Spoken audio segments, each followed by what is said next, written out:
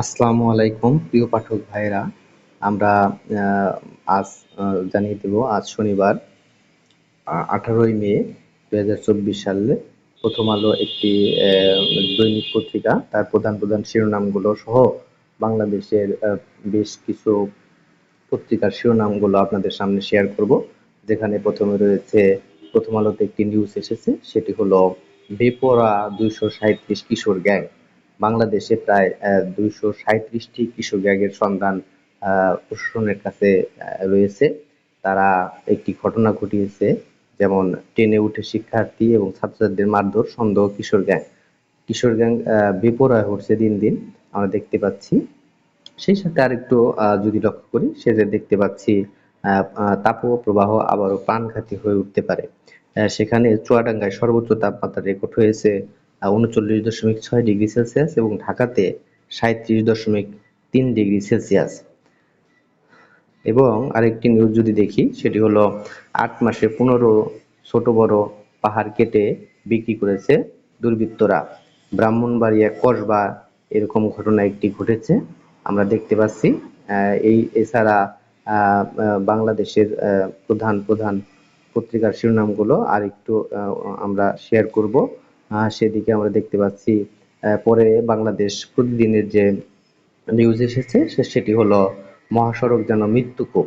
মহাসড়কে প্রতিনিয়তই দুর্ঘটনার শিকার হয় বিভিন্ন যাত্রীরা।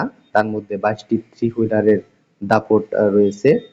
বাড়ছে সড়ক দুর্ঘটনা, চাঁদার বৈধ অবৈধ যান।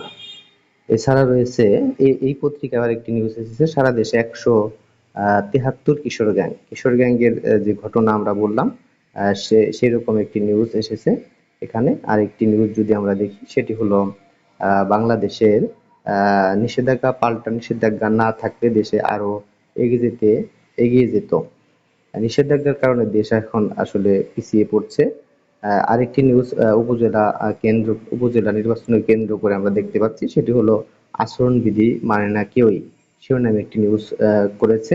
আরেকটি নিউজ খুবই হাস্যকর একটি নিউজ, সেটি হলো জুতা ছিঁড়ে যাওয়ায় নাচতে দেরি মমতা ব্যানার্জির একটি নিউজ আমাদের সামনে এসেছে এবং আমরা দেখি পরবর্তী নিউজে চলে যাই। পরবর্তী নিউজে ইত্তেফাক পত্রিকার প্রধান শিরোনাম হলো বিদেশির পরামর্শ এখানে ফলপ্রসূ হবে না, কেউ হতাশ হবেন না প্রধানমন্ত্রী।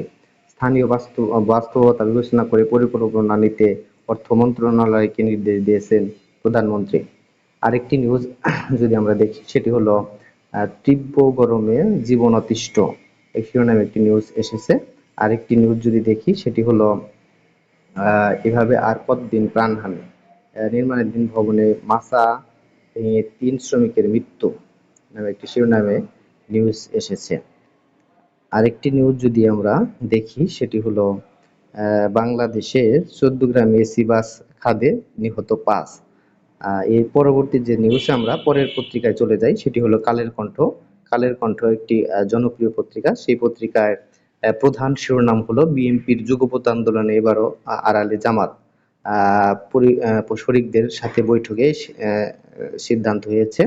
সেটি হলো আরেকটি নিউজ আমি পড়ি, সেটি হলো কেউ শেখ হাসিনার নিয়ন্ত্রণের করতে পারে না, ওবায়দুল কাদের। শেখ হাসিনা আসলেই কারো নিয়ন্ত্রণের তিনি বাইরে, তিনি কারো কথাই শুনে কোনো কাজ করেন না, আমরা জানি। যুক্তরাজ্য থেকে অবৈধদের দ্রুত ফেরাবে বাংলাদেশ। আর যুক্তরাজ্য থেকে যারা অবৈধ আছেন তাদের জন্য একটি দুঃখের খবর দিয়েছে কালের কণ্ঠ। আরেকটি যদি নিউজ পড়ি, সেটি হলো খুবই হৃদয় বিদারক একটি নিউজ। শেখ হাসিনার স্বদেশ প্রত্যাবর্তন দিবস উপলক্ষে তিনি যে বক্তব্য দিয়েছেন, সেখানে তিনি বলেছেন, জানতাম না ফিরে কই থাকবো খাবো কি শেখ হাসিনা। বিশ্বের নজর থাকবে আগামীর বন্দরের দিকে। এই হলো আজকের প্রধান প্রধান শিরোনামগুলো আপনাদের সামনে আমি শেয়ার করলাম। যদি বলায় কথায় ভুল হয়ে থাকে তাহলে ক্ষমা স্বরূপ দৃষ্টিতে দেখবেন এবং আমার প্রতিদিন এই চ্যানেলের নতুন নতুন নিউজ পেতে সাবস্ক্রাইব করবেন। সকলকে ধন্যবাদ। আসসালামু আলাইকুম।